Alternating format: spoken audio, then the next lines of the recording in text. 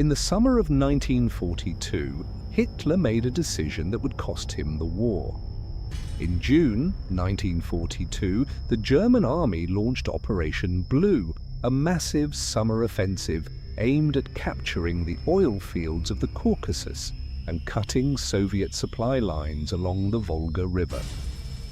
Standing in the way was an industrial city of 500,000 people, stretching along the western bank of the Volga, its name Stalingrad. Hitler became obsessed with the city, not for its strategic value alone, but because it bore the name of his enemy. Taking Stalingrad would be a symbolic blow that would break Soviet morale forever. He ordered the Sixth Army under General Friedrich Paulus to take it at any cost. What followed would become the bloodiest battle in the history of human warfare. Nearly 2 million soldiers would fight in the ruins of one city. Most of them would never leave. This is the story of Stalingrad and the men who survived it. On August 23rd, 1942, 600 German aircraft darkened the sky above Stalingrad. In a single day, the Luftwaffe dropped over 1,000 tons of bombs on the city. Entire neighborhoods were reduced to ash. The Volga itself appeared to be on fire as burning oil from destroyed fuel depots spread across the water. Over 40,000 civilians died in the first 48 hours, but the bombing created an unintended consequence. The rubble, the collapsed walls, the craters, the twisted metal became a fortress. Soviet soldiers could defend a pile of ruins far more easily than an open street. German tanks, which had swept across the Russian steppe with terrifying speed, were now useless in the narrow corridors between destroyed buildings. The 62nd Soviet Army, commanded by General Vasily Zaitsev, dug in. His orders were simple: there is no land beyond the Volga. Retreat meant death. The city would be held street by street, building by building, floor by floor. Somewhere in the rubble, a 27-year-old shepherd from the Ural Mountains picked up a sniper rifle and changed the battle. Vasily Zaitsev had grown up hunting deer and wolves with his grandfather in the forests of the Urals. He understood patience, he understood stillness, he understood how to wait for the right moment and not miss.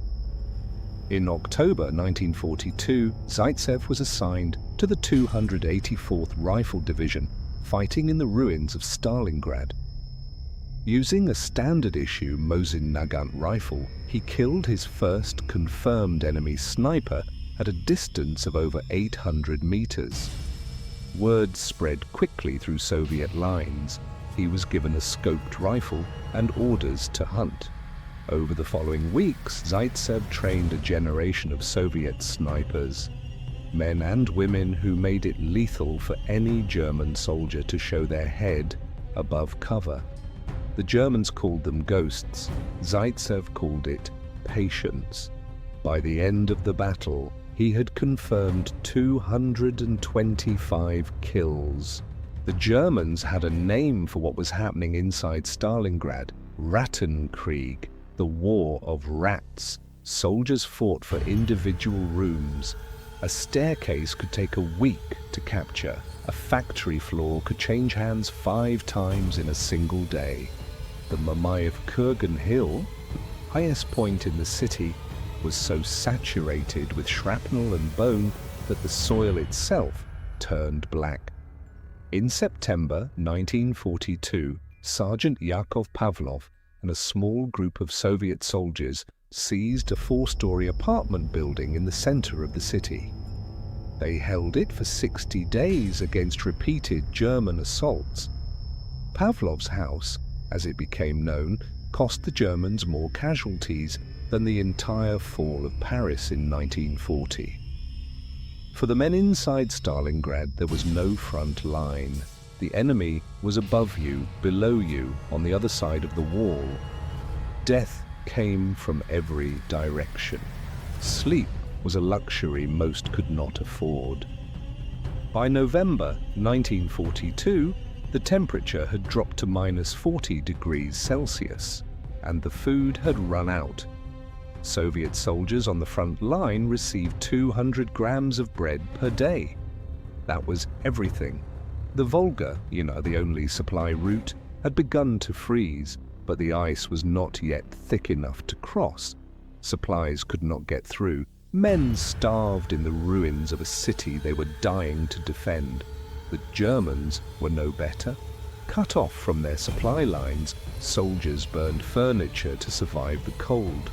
Horses were slaughtered for food. Men who had marched across Europe in the summer now froze to death in basements, still wearing summer uniforms because the winter equipment had never arrived. Zaitsev continued to hunt. Even in the frozen ruins, even half-starved, he moved through the rubble like a ghost, crawling for hours through snow and broken glass to reach a position, sometimes waiting an entire day for a single shot. One bullet, one kill, then gone. On November 19th, 1942, at 7:30 in the morning, the Soviet artillery opened fire. The trap was about to close. Operation Uranus had been planned in secret for months. While the Germans ground themselves down, fighting for every building in Stalingrad, Soviet General Georgy Zhukov had quietly assembled over 1 million soldiers on the flanks. The German Sixth Army's sides were protected only by Romanian and Italian divisions, under-equipped and completely unprepared for what was coming. Within 4 days, the encirclement was complete. By November 23, 1942, 300,000 German soldiers were surrounded, cut off from supply, from reinforcement, from any hope of relief. Hitler refused to allow a breakout. He ordered Paulus to hold at all costs, promising the Luftwaffe would supply the army by air. Promise was impossible to keep. The men inside the pocket began to die, not from Soviet bullets, but from cold, starvation, and disease. On February 2nd, 1943, Field Marshal Friedrich Paulus did something Adolf Hitler had declared impossible. He surrendered. Hitler had promoted Paulus to Field Marshal just 2 days earlier, on January 30th, 1943, partly as a reminder that no German Field Marshal had ever been taken alive. The implication was clear, but Paulus chose surrender over suicide. 91,000 German soldiers walked out of the ruins of Stalingrad into Soviet captivity. Of those, fewer than 6,000 would ever return to Germany. The rest died in Soviet prison camps from disease and exhaustion, the same fate they had inflicted on the city's defenders. The battle had lasted 163 days. Nearly 2 million soldiers had fought in the ruins of one city.